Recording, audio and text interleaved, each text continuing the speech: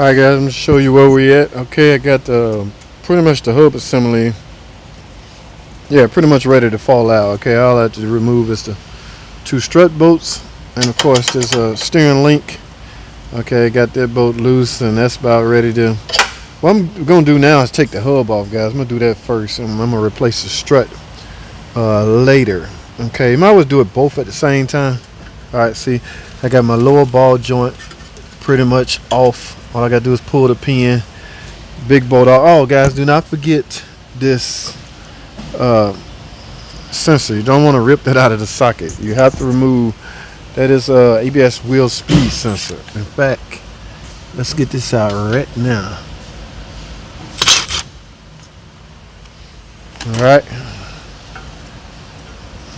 Yes, some guys leave that hanging and forget and pull it out and rip it out of its socket. We don't want to do that. Yes, ABS wheel speed sensor. You can just lay it out of the side. And guys, don't do this.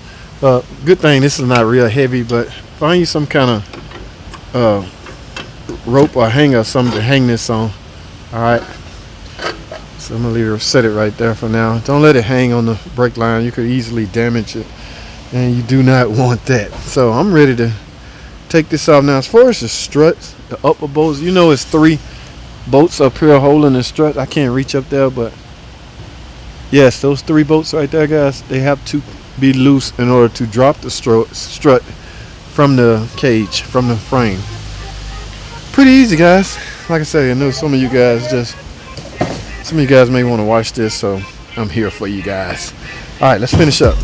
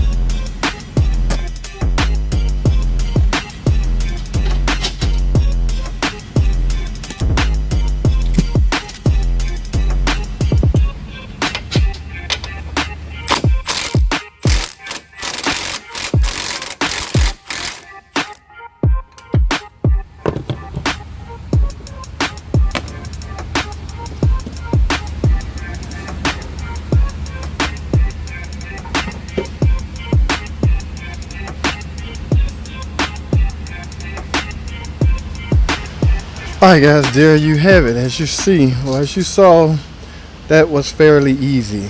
Yes guys, the strut removal, just 3 bolts up here, and of course everything else down here. Guys, now I will say, you saw me but you can't hear. This bearing is extremely loud, guys.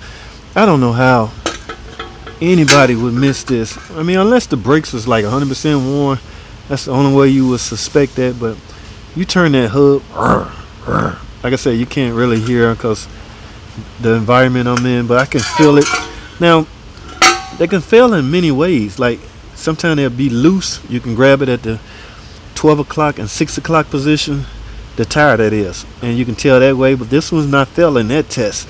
So this one failed in the form of noise. All right, the bearings inside is just noisy. Okay, like I say, don't discount the hub bearing being your problem just because you pass this 6 o'clock 12 o'clock test. Okay, remember guys, 3 o'clock 9 o'clock is basically tie rods or anything like that, but hub bearings you want to check at 6 and 12, and this pass. But that's the way it sounds driving on the road, and you can grab it and turn it and you can hear that same grunt. Alright, as far as the strut go, yes, this was fairly easy. I got the 1-piece strut right here I'm about to install.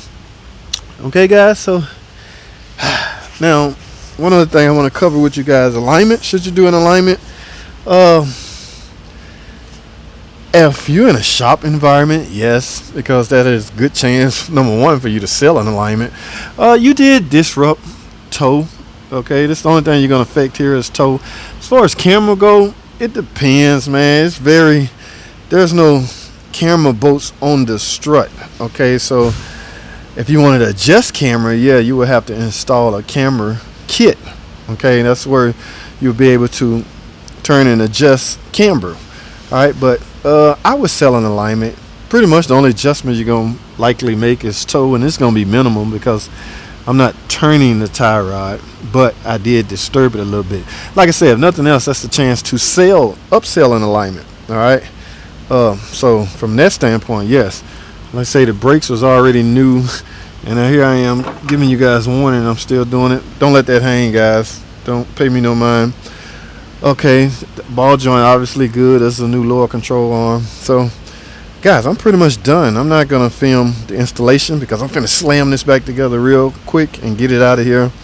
I did want to cover and keep my word, part 2 of me installing, replacing hub bearing, hub assembly. Guys, the bearing is replaceable. You can press fit the bearings on. Okay, it is a hard, lengthy job, and you need a tool in order to stand the knuckle on. Okay, that's the only thing the tool good for. Hold the knuckle in place while you press down on the bearing. I have that tool. I'm able to do that job. It can be done without the tool, but you're gonna bend and bang and the shield, and it's gonna be a mess. So if you want to avoid that, just get the complete kit.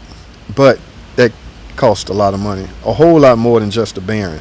But there's labor involved with just the bearing. There's more labor. So weigh your option, guys, financially. If you know, sit down and do the dollar amount, see what's feasible and what makes sense.